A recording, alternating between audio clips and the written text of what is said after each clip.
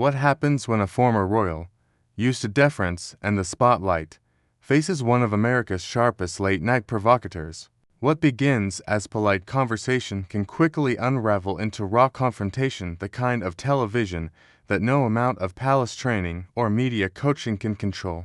Tonight, Prince Harry walked onto the Greg Gutfeld show expecting applause and soft questions. Instead, he encountered something very different. A relentless host unwilling to play along with royal PR set the stage for one of the most unforgettable interviews in recent memory. The lights of the studio glinted off the glossy desk where Greg sat, half smiling. The audience cheered politely as the announcer's voice welcomed Prince Harry.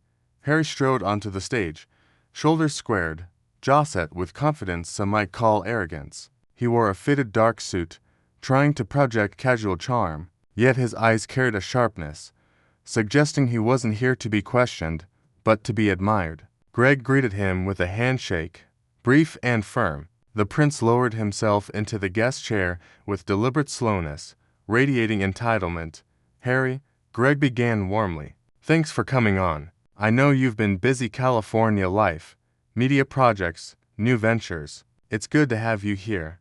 "Of course," Harry replied smoothly, accent crisp but tone clipped. "I suppose it's only fair I give your viewers a chance to hear directly from me rather than the nonsense they usually consume." The audience chuckled nervously. Greg's smirk flickered. He wasn't used to being dismissed so quickly, but he pressed on. "Well," Greg said, leaning back, "let's start light. How's married life treating you? There's been plenty of headlines about you and Meghan. Is California a good fit?" Harry's lips curved into something that wasn't quite a smile. "Married life is fine. More than fine, actually. But I find it amusing that everyone feels entitled to ask, as if it's anyone's business but ours." His tone was sharp, dismissive. Greg raised his eyebrows but remained calm. "Fair enough, but you've lived a very public life. That curiosity comes with the territory, doesn't it?" Harry's eyes narrowed. "Territory I never asked for. People like you have made a living dissecting things they don't understand." A murmur ran through the audience. "All right, let's pivot," Greg said lightly. "You've said moving to America gave you freedom. Did the British public ever really understand you?" Harry leaned forward, posture stiff. "Understood me? They were fed lies, decades of a toxic press obsessed with clicks and gossip, painting me as some reckless spare. That's not misunderstanding. That's deliberate character assassination." "Strong words," Greg said evenly, "but many would argue you turned your back on them, that you walked away from royal duty. How do you respond?" Harry's laugh was short, cold. "Criticism from people who bow to an institution that trapped them in the first place. It's laughable. They cling to William and Kate like idols, blind to the rot in the system. At least I had the courage to leave." Gasps filled the audience. "Since you brought up William and Kate, many admire them for embracing the responsibility you walked away from. Do you?" Harry cut him off sharply. "Admire them, please. They've done nothing but play perfect for the cameras, nodding and smiling while hiding behind palace walls. You Americans worship them because you don't see the truth. I'm tired of pretending they're saints." The words hung heavy. Greg tapped his pen on his note cards, smirk fading. "Interesting perspective. But many would say your life now is exactly free of cameras, Netflix, books, interviews. Some might argue you've monetized your exit. What do you say?" Harry leaned back, arms crossed, expression hard. "Those people don't have the faintest clue what it's like to live under constant siege. I didn't monetize anything. I survived. And if people can't handle that I tell my story, perhaps they should stop obsessing over me and find a hobby." The audience gave nervous laughs and uneasy silence. Tension mounted, the studio air thick with anticipation. Greg gave a small nod, voice calm but eyes sparking. "All right, Harry, we'll get into all of that. But know this, I don't shy away from tough questions. Tonight, America wants real answers." Harry's stare was unflinching, almost daring. "Then you'd better be ready for real answers, Greg. Not the fairy tales your viewers are used to." The stage was set. What had begun as a polite interview had veered sharply off course. In the charged silence, The audience knew this was no longer a friendly chat, they were witnessing a duel. Applause flickered hesitantly, awkwardly, as the reality sank in. Greg leaned forward, elbows on the desk, eyes fixed on Harry like a chess player studying his opponent. "Harry," he began slowly, "you said leaving Britain was about freedom, about protecting your family. And yet, since moving here, you've done Netflix specials, a multi-million-dollar book deal, podcasts, endless interviews. Some wonder, did you leave duty behind? Or thus swap one spotlight for another?" Harry smirked, shaking his head as if the question were beneath him. "Greg, I left because I refused to be suffocated. You call it spotlight. I call it survival. And if I speak now, it's because my voice was taken from me for years. I've earned the right to tell my story." Greg raised a brow, calm but probing. "Isn't it fair to say you've told your story many times? Oprah, Netflix, Anderson Cooper, book tour. Some critics suggest you've built an entire brand around victimhood." Harry's jaw tightened. Critics. Critics are people with nothing better to do than tear down those actually living life. My wife and I are not victims. We're survivors. And if people are tired of hearing my story, they can stop listening. It's really that simple. Murmurs rippled through the audience. Greg smiled thinly, sensing the unease. "Let's talk about Meghan. Your marriage is constantly in the headlines, rumors, speculation, whispers of tension. How do you respond to people who say California isn't the fairy tale you promised?" Harry leaned forward, irritation evident. "Greg, I'll make this simple. My marriage is none of your business, none of theirs. We are happy, happier than most couples you'll find in this country. Frankly, it's insulting I even have to answer to gossip." The words landed like a slap, the studio air tightening. Greg's voice remained even. "I only ask because you've been public about your relationship. When you write about private arguments in your book, when you sit down with Oprah, you make your marriage part of the public conversation. Isn't it fair that people ask questions?" Harry's smirk returned, but now it carried venom. "Fair, Greg. The press has never played fair, and neither have people like you. You thrive on my personal life because, without me, you'd have nothing to talk about. Admit it, my name keeps shows like this alive." The audience gasped audibly. Greg blinked, smirk faltering, but recovered quickly, leaning back and chuckling dryly. "You give yourself a lot of credit, Harry. I assure you, this show would be fine without you." Harry scoffed. "Would it? Or would you be back to cheap jokes and second-rate commentary? Let's be honest, Greg, this is the most relevant your program has been in years." The temperature in the studio seemed to rise. Even the cameraman shifted uncomfortably as Harry leaned back in his chair, smug satisfaction across his face. Greg inhaled slowly, choosing his words carefully. "All right, let's shift gears. You've spoken about the royal family, about being trapped, about feeling unsupported. Some might argue you abandoned not just the institution, but your grandmother, your father, your brother. Do you regret the way you left things?" Harry's eyes flashed, voice cutting. "Regret. The only regret I have is not leaving sooner. My grandmother loved me, but she was bound to the system. My father and brother chose duty over family. That's their prison, not mine. I escaped. And frankly, I don't envy them one bit." The audience murmurs turned into shocked whispers. Greg sat up straighter, smirk gone, voice sharpening. "You don't envy them because a lot of people see William and Kate as the model of stability, of dignity. Meanwhile, you've made headlines for trashing your family, exposing private conversations, turning centuries of tradition into your personal grievance tour." Harry snapped his head toward Greg, tone icy. "William and Kate live in a cage. A gilded cage? Yes, but a cage nonetheless. They smile, they wave, they pretend, and Americans eat it up. You call that dignity. I call it acting. At least I'm honest." Greg's pen tapped sharply against the desk. "Deliberate this time. Honest. You call this honesty, cashing in on secrets, selling interviews, pointing fingers. That's not honesty, Harry. That's opportunism. And a lot of people, myself included, are starting to wonder if you've mistaken rebellion for relevance." Harry's eyes narrowed, posture rigid, voice low and firm. Call it what you like, Greg.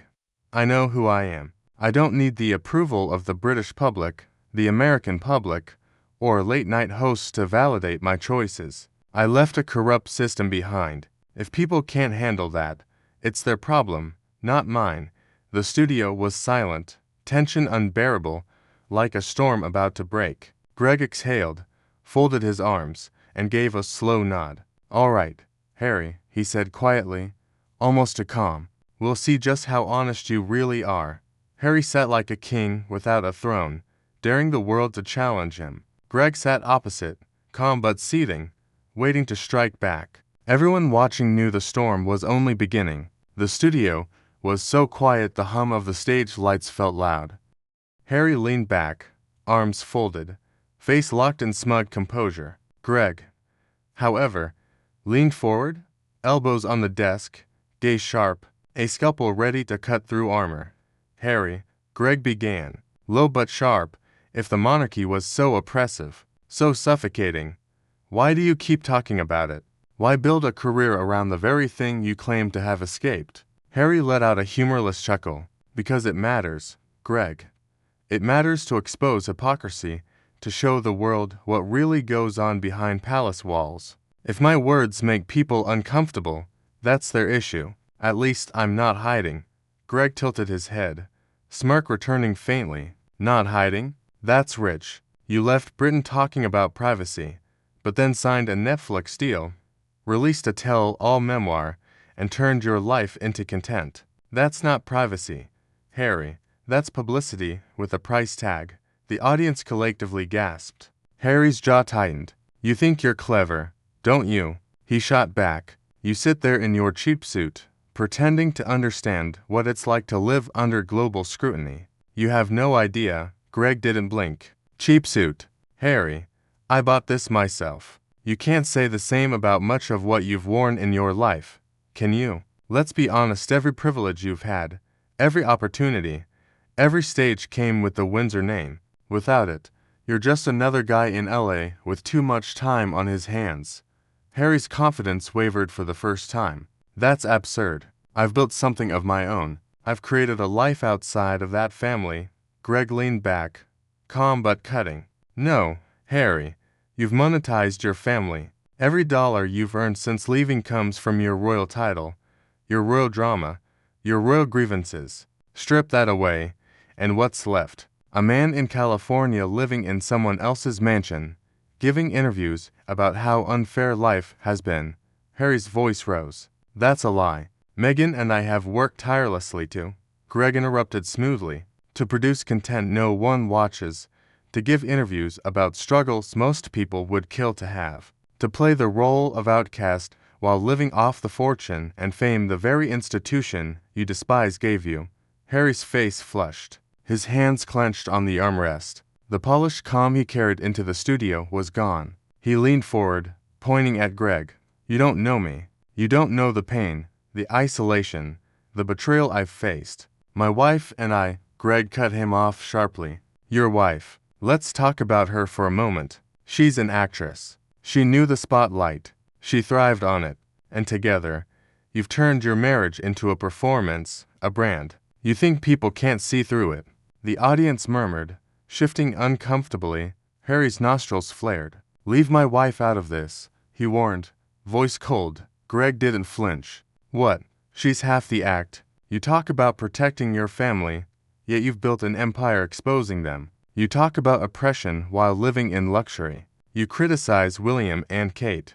But isn't the real issue that you envy them, that they kept their duty, their dignity, while you chose self-pity? The words hit like daggers. Harry's face twisted, and for a moment, he looked less like a prince and more like a cornered man. He opened his mouth, voice cracking slightly. You don't understand anything. William and Kate are puppets. They perform. They're not free. I don't envy them. I pity them. Greg shook his head slowly, tone steady. No, Harry. You envy them because they don't need to sell their story to be relevant. They don't need Netflix, Oprah, ghost-written memoirs. They serve, and people respect them. You left, and people rolled their eyes. That's the difference. Gasps and whispers filled the audience. Harry's composure shattered further, voice rising with fury. You arrogant little man. You think you can sit there and lecture me about my life. You've never lived a day in my shoes. You're nothing but a commentator, a clown making cheap jokes for an American audience. Greg leaned forward, smile sharp and deliberate. And yet here you are on my show. Without us, without the press, without the critics, without the family you spend your life criticizing. You're nothing but a title with a throne. Silence fell, deafening. Harry's chest rose and fell heavily, face crimson, fists clenched. The prince who once carried himself with untouchable grace now looked rattled, exposed, cornered. Greg sat back, calm restored. So tell me, Harry, he said, voice quiet but steel-edged, who are you without them? Who are you without the crown, the scandal, the spotlight? Harry didn't answer. The audience sat frozen, waiting. The studio air grew heavy. Every eye locked on the former royal, whose arrogance had led him straight into a trap.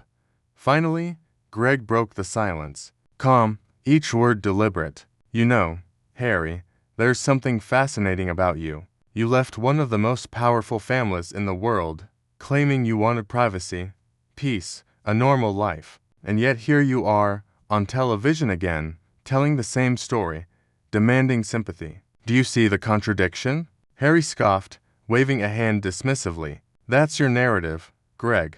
You twist everything. I didn't demand sympathy, I demanded respect. Something you wouldn't understand. Greg's smirk returned, sharper than before. Respect is earned, Harry, and let me be honest, you haven't earned much. You talk about escaping the monarchy, but you've built your entire identity around it. Strip away the royal drama, the titles, the grievances, what's left? Who are you? Harry's cheeks flushed red. He leaned forward, pointing at Greg. Who am I? I'm someone who walked away from an oppressive system. Someone who refused to be a pawn in my brother's shadow. I'm where Greg cut him off, voice rising for the first time all night. You're someone who abandoned your duty. Someone who cashed in on your family name while tearing it down. Someone who spends every waking moment reminding the world you're miserable from the comfort of a mansion most people couldn't dream of affording. The audience gasped audibly. Harry froze, hands raised, face tightening into a mask of fury. Greg pressed on, unrelenting. You talk about William and Kate like they're trapped. No, Harry, they're respected because they stayed. They serve. They honor the roles they were born into. And deep down, you hate it. You envy it.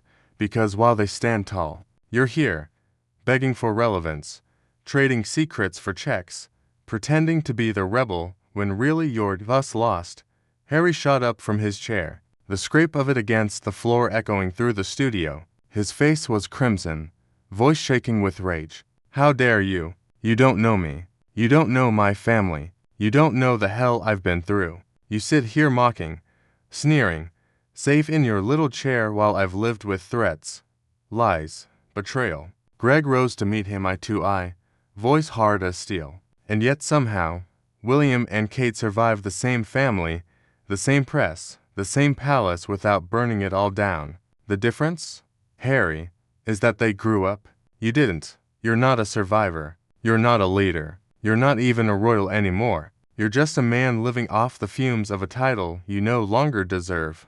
The words landed like gunfire. Gasps and scattered applause filled the studio. Nervous murmurs ran through the audience. Harry's eyes widened, and for a fleeting moment, hurt cut through the fury. His lips trembled, voice cracking. You think you can humiliate me on your show? You think you can define who I am? I don't have to sit here and take this. He yanked off his microphone, tossing it onto the chair with a sharp thud. This is beneath me. You're beneath me. I won't be part of this circus another second.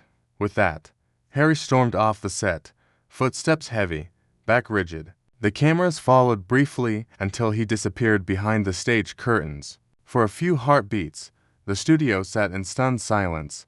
All eyes turned to Greg.